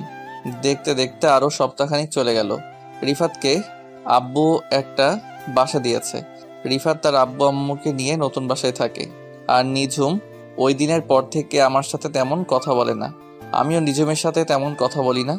একদিন সকালে নাস্তা করে বাসার বাইরে আসলাম। নিঝুম আজকে সকাল সকাল থানায় চলে গিয়েছে। আমি বাইক নিয়ে আখির সাথে দেখা করতে যাচ্ছি। হঠাৎ একটা পার্কে আমার চোখ গেল। দেখি নিঝুমের মতো একটা মেয়ে পুলিশের জামা পরে বসে আছে একটা ছেলের সাথে। আমি বাইকটা নিয়ে তাদের একটু কাছাকাছি গেলাম। আমি ঠিকই ধরেছি, নিঝুম আর আকাশ একসাথে বসে গল্প করছে। তার মানে আজকে সকাল সকাল বাসা বেরিয়ে আকাশের সাথে দেখা করতে এসেছে। আমি আর কিছু না ভেবে আখির বাসায় চলে গেলাম। ও আপনাদের তো বলতে ভুলে গেছে, আখি আর আখির বাবাকে একটা নতুন বাসায় নিয়ে এসেছি। তো যাই হোক, আখির রুমের সামনে এসে কলিং বেল চাপ দিলাম। আখি এসে দরজা খুলে দিল। আমাকে দেখে আখি বলল, আসসালামু আলাইকুম ভাইয়া, কেমন আছো? বাইরে দাঁড়িয়ে আছো কেন? ভেতরে আসো। ওয়ালাইকুম আসসালাম। আলহামদুলিল্লাহ আমি ভালো আছি। আর আমি এখন ভিতরে যাব না, তোমাকে ওই দিন যে নতুন জামা কিনে দিয়েছি ওইগুলো পরে বাহিরে আসো। ভাইয়া তোমাকে নিয়ে এক জায়গায় যাব। আখি ঠিক আছে বলে রুমের ভিতরে চলে গেল। কিছুক্ষণ পর আখি বেরিয়ে আসলো। আখিকে একটা নীল রঙের জামা কিনে দিয়েছিলাম। নীল জামায় আখিকে অনেক সুন্দর লাগছে। তারপর আখিকে বাইকে করে নিয়ে পার্কে চলে আসলাম। পার্কে এসে দেখি নিঝুম এখন আকাশের সাথে বসে বসে গল্প করছে। আমি বাইক পার্কিং করে আখিকে নিয়ে পার্কের ভিতরে গেলাম। নিঝুম আর আকাশের থেকে একটু দূরে বসলাম। আর আখিকে রাস্তায় সবকিছু বুঝিয়ে দিছি কেমন অভিনয় করতে। আখি তার মতো করে অভিনয় করতে লাগলো। হঠাৎ পিছন থেকে নিঝুম আমাকে বলল, রাসেল, তোমার সাথে এই মেয়েটাকে? আর তোমরা দুজন পার্কে বসে কি করছো? আপনি জানেন না একটা ছেলে একটা মেয়ে পাশে বসে কি করে? তার মানে তুমি এই মেয়েটাকে ভালোবাসো? আপনি ঠিকই ধরেছেন। আমরা দুজন দুজনকে অনেক বেশি ভালোবাসি। আর আখিও আমাকে অনেক বেশি ভালোবাসে। ও, তার মানে তুমি আমাকে যে মেয়ের কথা বলেছো এই সেই মেয়ে? হ্যাঁ, আখি আমাকে অনেক আগে থেকেই ভালোবাসে, কিন্তু আমি তাকে সবসময় ফিরিয়ে দিয়েছি। কিন্তু পরে বুঝলাম মেয়েটা আমাকে সত্যি অনেক ভালোবাসে। ও আচ্ছা, ঠিক আছে, তোমরা সুখে থেকো, এই দোয়া করি। এই বলে নিঝুম চোখ মুখ কালো করে পার্ক থেকে বেরিয়ে গেল। নিঝুম মন খারাপ করলা কেন? তার মানে নিঝুম আমাকে ভালোবাসে না? না, নিঝুম যদি সত্যি আমাকে ভালোবাসতো তাহলে ওই দিন আকাশকে কিস করলো কেন? না, আমার মাথায় কিছুই ঢুকছে না। আমি আর আখি আরো কিছুক্ষণ গল্প করে আখিকে বাসায় নামিয়ে দিয়ে আমি বাসায় চলে আসলাম। বাসায় কলিং বেল চাপ দিলাম। কিছুক্ষণ পর খালা এসে দরজা খুলে দিল। আমি নিজের রুমে গিয়ে ওয়াশরুমে ঢুকে ফ্রেশ হয়ে নিচে এসে খাবার খেয়ে একটা ঘুম দিলাম। বিকালে বাসার একটু বাহিরে গেলাম, একটা কাজ ছিল। কাজটা শেষ করে আস্তে আস্তে অনেক রাত হয়ে গেছে। বাইক নিয়ে বাসা আসার সময় হঠাৎ দেখি একটা গাছের বড় ঢাল রাস্তায় পড়ে আছে। আর আমার বাইকের টান ছিল অনেক বেশি। আমি ব্রেক কন্ট্রোল করতে না পেরে ঢালের সাথে মেরে দিই। তারপর আমার আর কিছু মনে নেই। আমি চোখ খোলার পর নিজেকে একটা হাসপাতালে অনুভব করি। কিন্তু হঠাৎ দেখি একটা মেয়ে আমার হাত ধরে বসে আছে। আমি মেয়েটার থেকে হাতটা সরিয়ে নিলাম। তারপর মেয়েটি আমার দিকে ঘুরলো। তখন আমি তাকে দেখে তো আরো বেশি অবাক হলাম। আপনারা ঠিকই ধরেছেন, ও আর কেউ নয়, নিঝুম। নিঝুম আমাকে দেখে বলল, রাসেল তোমার জ্ঞান ফিরেছে। তোমার আজকে 2 দিন পর জ্ঞান ফিরেছে। তুমি শুয়ে থাকো, আমি বাসায় ফোন দিয়ে বলে দিচ্ছি। আচ্ছা, আমার কি হয়েছে? আমি হাসপাতালে কেন? গতকাল রাতে তোমার আসতে দেরি দেখে আমি তোমাকে খুঁজতে বের হয়েছি। তোমার মোবাইল অনেকবার ফোন দিছি, কিন্তু তোমার মোবাইল বন্ধ বলেছে। তাই আমি নিজে বেরিয়ে পড়লাম। হঠাৎ রাস্তার পাশে দেখে তুমি পড়ে আছো। তোমার পুরো শরীরে রক্তে ভেজা ছিল। আমি তাড়াতাড়ি করে তোমাকে হসপিটালে নিয়ে আসি। তোমার মাথায় প্রচণ্ড আঘাত লাগার কারণে অনেক রক্ত বের হয়েছে। আর আজ 2 দিন পর তোমার জ্ঞান ফিরেছে। ডাক্তার বলেছে 72 ঘন্টার মধ্যে জ্ঞান না ফিরে আসলে তুমি কোমায় চলে যাবে, কিন্তু আল্লাহর রহমতে তোমার 48 ঘন্টার মধ্যেই জ্ঞান ফিরেছে। আসলে আমি আমার এক বন্ধুর বাসায় গিয়েছিলাম। ওর বাসায় একটা কাজ ছিল, কাজটা শেষ করে আসতে অনেক রাত হয়ে গেছে। বাইক জোরে চালিয়ে আসছিলাম, হঠাৎ গাছের ডালটা চোখের সামনে পড়ে। নিজের বাইকের ব্রেক কন্ট্রোল করতে পারি নাই। তারপর আর কিছু মনে নেই। হয়েছে, এখন ছোট বাচ্চার মতো শুয়ে থাকো। আমি বাসায় সবাইকে ফোন দিয়ে বলছি। এই বলে নিঝুম বাসায় ফোন দিল। তারপর সবাইকে ফোন দিয়ে বলল আমার জ্ঞান ফিরেছে। তবে একটা জিনিস খেয়াল করলাম, নিঝুমের চোখ মুখ লাল হয়ে আছে, মনে হয় সারা রাত ঘুমাই নাই। তো যাই হোক, আধা ঘন্টা পর দেখি আব্বু আম্মু হাসপাতালে চলে এসেছে। আব্বু আম্মু একটার পর একটা কথা বলে যাচ্ছে, আমি কিছুই বলতে পারছি না। আমার মাথা ব্যথা করছে। তাই আজ 5 দিন পর আমাকে বাসায় নিয়ে আসলো। আমি এখন মোটামুটি সুস্থ আছি। পুরোপুরি সুস্থ হতে 1 মাস লাগবে। সবাই আমাকে ধরে নিজের রুমে এনে বিছানায় শুয়ে দিল। আমাকে রেস্ট নিতে বলে সবাই যার যার রুমে চলে গেল। আমি চোখ বন্ধ করে শুয়ে থাকলাম। হঠাৎ চোখ খুলে যেটা দেখলাম তার জন্য মোটেও প্রস্তুত ছিলাম না। আপনারা কি ভাবছেন নিঝুম? আরে না, ও আর কেউ নয়, আমার কলিজার টুকরো বোন রাইসা। কিন্তু রাইসা কখন হোস্টেল থেকে আসলো? আমি রাইসার মাথায় হাত রাখতেই রাইসা চোখ খুলে কান্না করতে লাগলো। তখন আমি রাইসাকে বললাম, কিরে রাইসা, কেমন আছিস? কখন আসলি বাসায়? আর তুই কান্না করছিস কেন? আমি কিছুক্ষণ আগে এসেছি। আমাকে রিফাত ভাইয়া সবকিছু ফোন দিয়ে বলেছে। কান্না করিস না, আমি ঠিক আছি। তারপর রাইসা কান্না বন্ধ করলো। কিছুক্ষণ নিঝুম খাবার নিয়ে এসেছে। তখন নিঝুম বলল, এবার 2 ভাই বোন কথা বন্ধ করে খাবার খেয়ে নাও। রাইসা তুই ফ্রেশ হয়ে আয়, আজকে তুই নিজ হাতে ভাইয়াকে খাইয়ে দিবি। আমার কথা শুনে রাইসা ওয়াশরুমে চলে গেল। নিঝুমের দিকে তাকিয়ে দেখি মুখটা কালো করে ফেলেছে। কিছুক্ষণ পর রাইসা ওয়াশরুম থেকে বেরিয়ে এসে একটা খাবার প্লেট হাতে নিয়ে আমাকে খাইয়ে দিতে লাগলো। নিঝুম আর দাঁড়িয়ে না থেকে রুম থেকে বেরিয়ে গেল। খাবার খাওয়ার পর রাইসা আমাকে ওষুধ খাইয়ে দিল। তারপর কিছুক্ষণ কথা বলে রাইসা বিদায় নিয়ে চলে গেল, কারণ রাইসার সামনে পরীক্ষা। দেখতে দেখতে 1 সপ্তাহ চলে গেল। এখন মোটামুটি সুস্থ আছি। নিঝুম যখন আমার রুমে খাবার নিয়ে আসে তখন আমি আম্মুকে ডাক দিই আমাকে খাইয়ে দেওয়ার জন্য। এতে নিঝুম অনেক কষ্ট পায়। নিঝুম প্রতিদিন থানায় যায়। আকাশ ছেলেটার সাথে কথা বলতে দেখি না, সব সময় কেমন যেন মনমরা হয়ে থাকে। ও আপনাদের তো বলতে ভুলে গেছি, আখি মাঝে মাঝে এসে আমাকে দেখে গেছে। একদিন সকালবেলা সবাই মিলে নাস্তা করছি, তখন নিঝুম বলল, আন্টি, আমার এক বান্ধবীর বিয়ে, আমাকে অনেক জোর করে বলছে যাওয়ার জন্য। এখন তুমি বলো আমি কি যাব? এটা আবার আমাদের জিজ্ঞেস করা লাগে? তবে তুমি একা যাওয়ার দরকার নেই, সাথে কাউকে নিয়ে যাও। তাহলে রাসেল, তুমি নিঝুমের সাথে যাও। মেয়েটা একা একা যাবে? আম্মু, উনি একজন থানার এসআই, ওনার তো ভয় পাওয়ার কথা। উনি তো সাথে পুলিশ নিয়ে যেতে পারে। আর একটা কথা, আমি বিনা দাওয়াতে কোথাও যাই না। ফারিয়া তোমাকে সাথে করে নিয়ে যেতে বলছে। আপনি কোন ফারিয়ার কথা বলছেন? আমি ফারিয়া নামে কাউকে চিনি না। তুমি এই কয় বছরে ফারিয়াকে ভুলে গেছো? আমরা তো 3 জন বান্ধবী একসাথে থাকতাম, রিয়া, ফারিয়া এবং আমি। হ্যাঁ, চিনতে পারছি। ওই দেমাগি মেয়ের বিয়েতে আমি যাব না, যে মানুষকে মানুষ মনে করে না। যে 2 মেয়ে আপনার বান্ধবী, তাদের ভিতরে অহংকারে ভরা। রিয়া অহংকারী, কিন্তু ফারিয়া আগের থেকে অনেক চেঞ্জ হয়ে গেছে। তাই তো সে তোমাকে নিয়ে যেতে বলছে। আমি যাব না। আপনি পারলে সাথে পুলিশ নিয়ে যান। বাবা রাসেল, মেয়েটা যখন এত করে বলছে তাহলে ওর সাথে যা। মানুষ সব সময় একরকম থাকে না। ঠিক আছে, শুধু তোমার কথাই যাব। তবে বিয়ে বাড়িতে আমাকে কোনো উপদেশ দিতে পারবে না। আমি আমার মতো থাকবো। ঠিক আছে, আমি তোমাকে কোনো উপদেশ দিব না, তুমি তোমার মতো করে থাকো। ঠিক আছে, তাহলে কোন সময় যাবেন? সন্ধ্যায় ওর বাসায় যাব।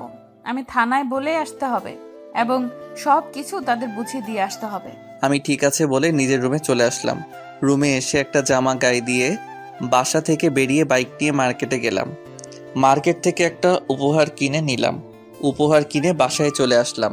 এবার আসি ফারিয়ার কথায়। ফারিয়া মেয়েটার সাথে আমি তেমন কথা বলতাম না। মেয়েটা একটু দেমাগি, গরিবদের দু চোখে দেখতে পারতো না, সব সময় বাবার ক্ষমতায় চলতো। আমার নামে অনেক মিথ্যা কথা বলছে নিঝুমের কাছে, কিন্তু নিঝুম তার কথায় দাম দেয় নাই। তো যাই হোক, সন্ধ্যায় রেডি হয়ে রুম থেকে বেরিয়ে নিচে আসলাম। কিছুক্ষণ পর নিঝুম সিঁড়ি দিয়ে নিচে নেমে আসলো, কিন্তু নিঝুমকে দেখে আমি তো পুরো অবাক হয়ে গেলাম, কারণ নিঝুম বোরখা পরেছে। নিঝুম নিচে এসে আমাকে বলল, এভাবে তাকিয়ে আছো কেন? না মানে আপনি হঠাৎ বোরখা পরলেন যে? কেউ কারো বিয়েতে গেল তো অনেক সাজুগুজু করে, আপনি তো কিছুই করলেন না।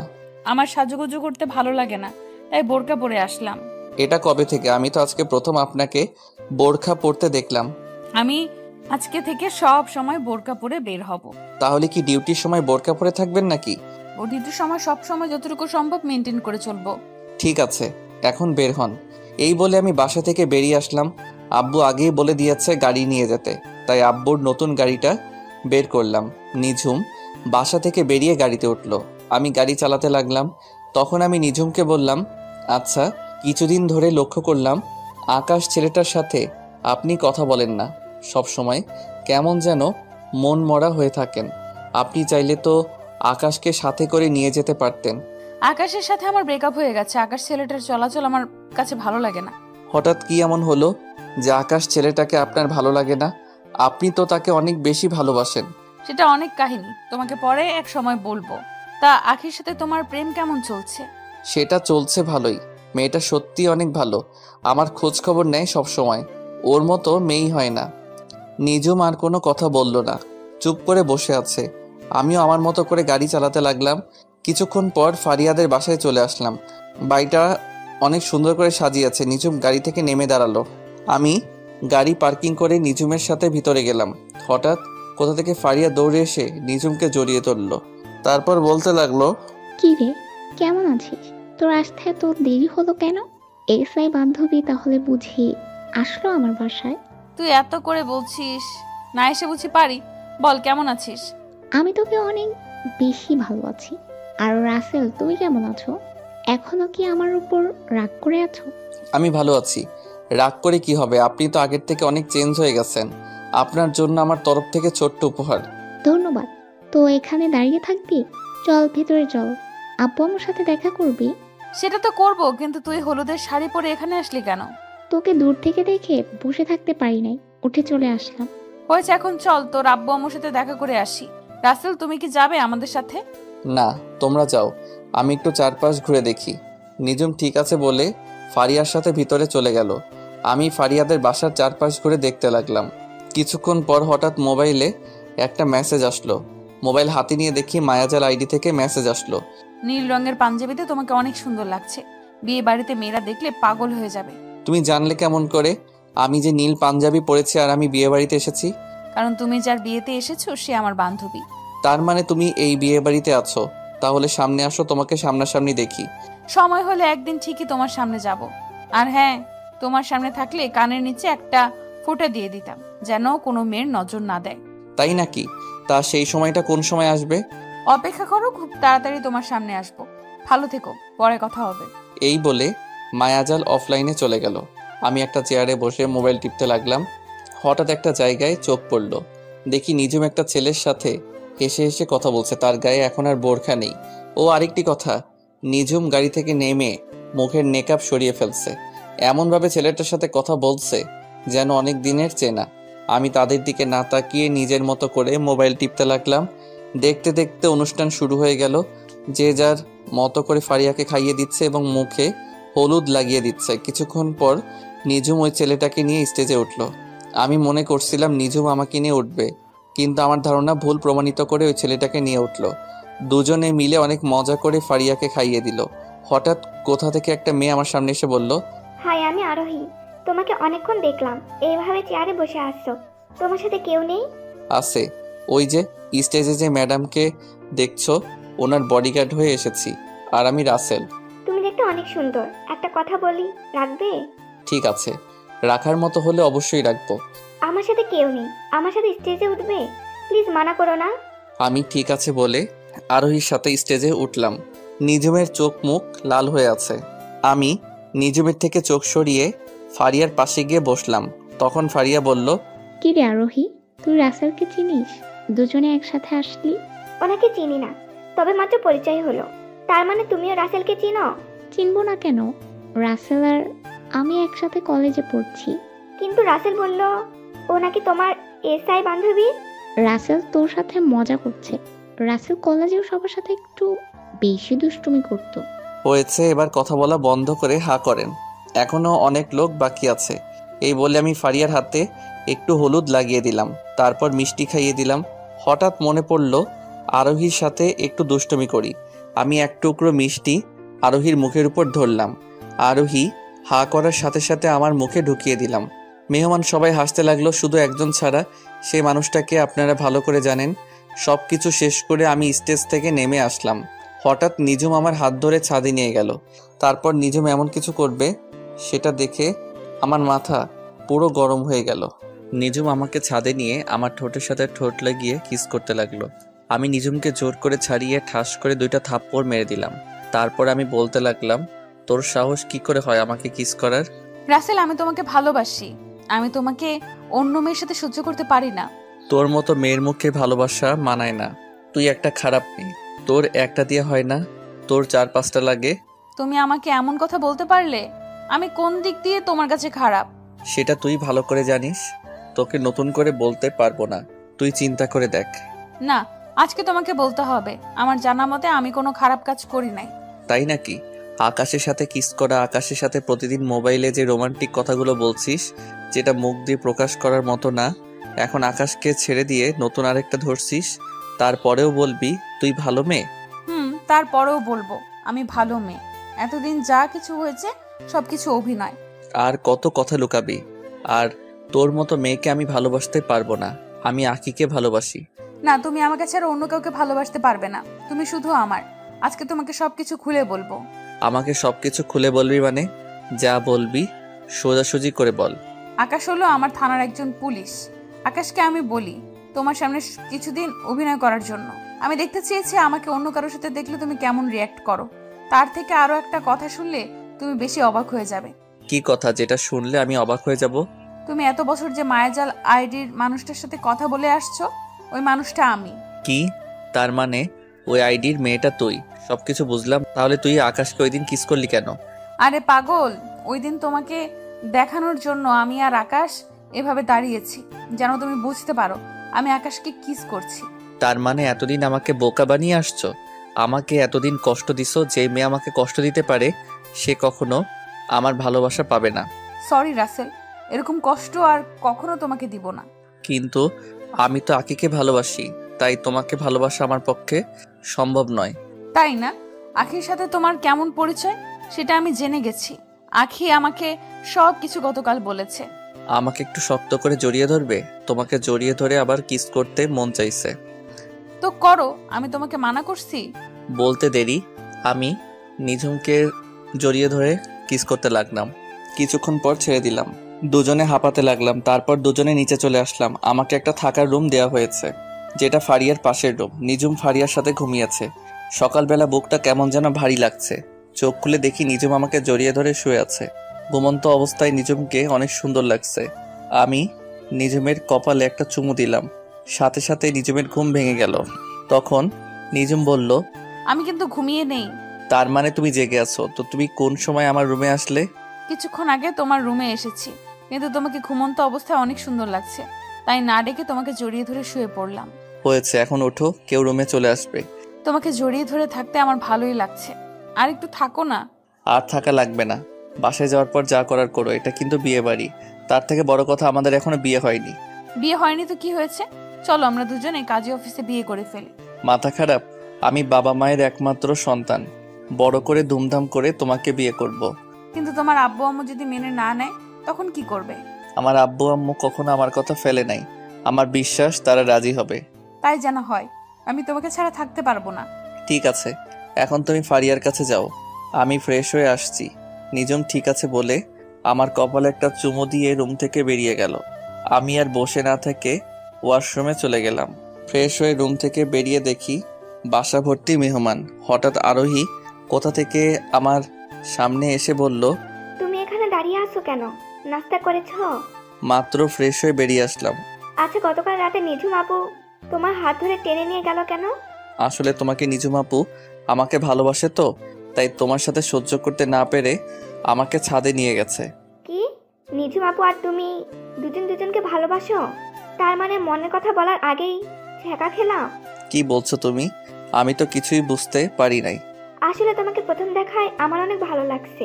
ভেবেছিলাম ফারিহা আপুর বিদায়ের পর তোমাকে প্রপোজ করব, কিন্তু প্রপোজ করার আগে ছেঁকা খেয়ে গেলাম।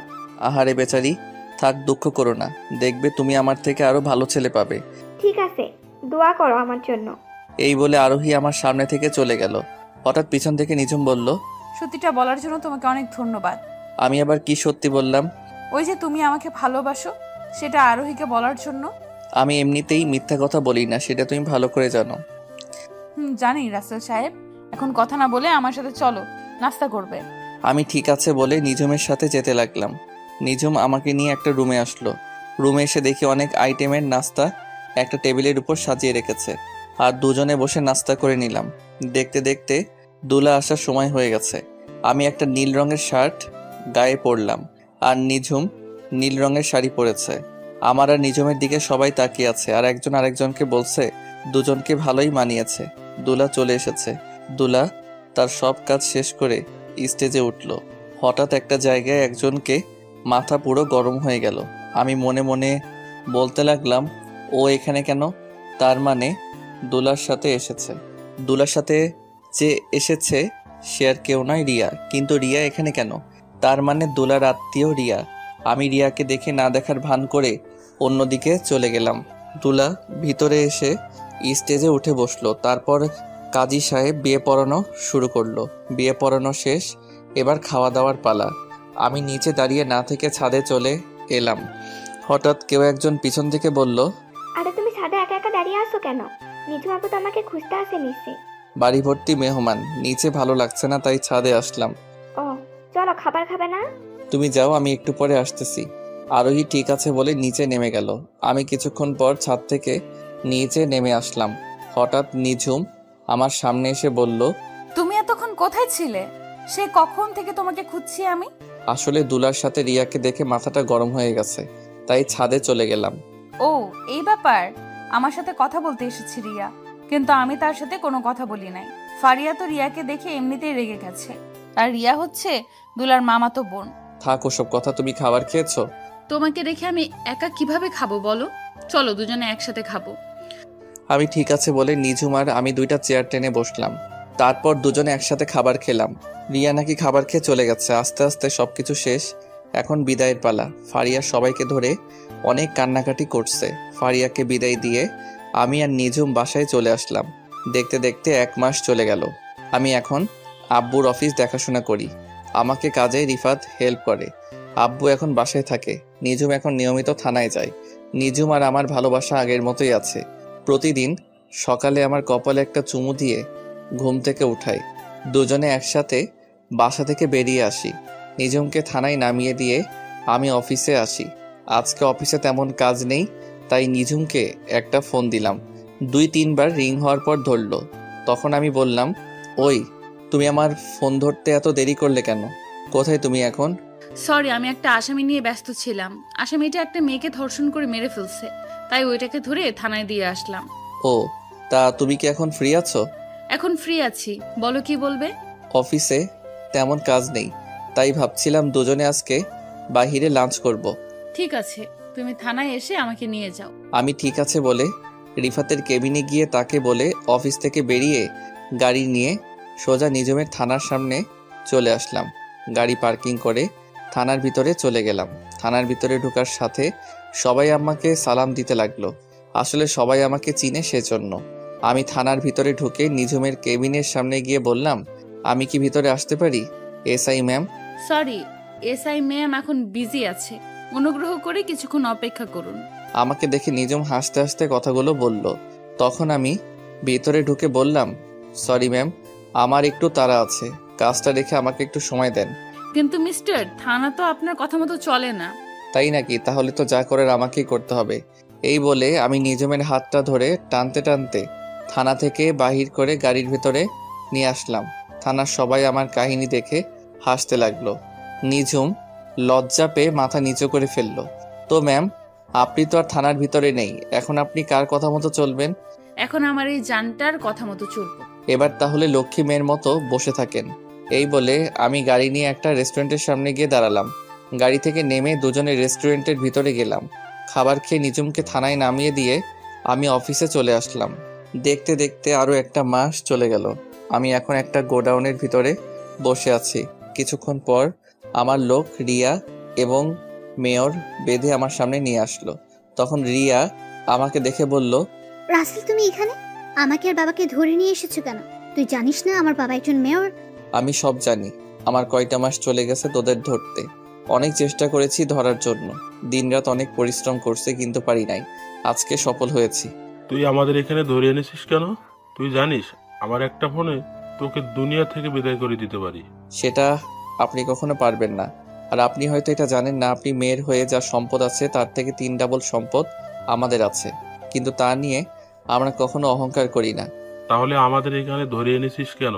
কারণ আপনি এবং আপনার মেয়ে অনেক বড় অপরাধ করছেন, সেটার প্রতিশোধ নিতে আপনাদের এখানে ধরে আনা হয়েছে।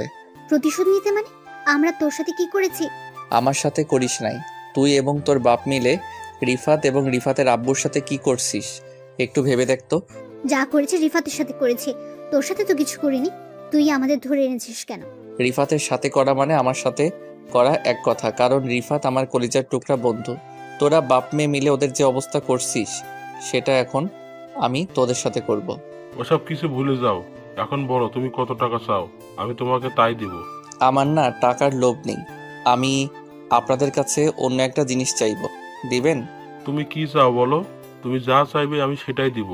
আমি বেশি কিছু চাই না, শুধু এখানে আপনার মেয়েকে একটা সই দিতে বলবেন, এইটুকু।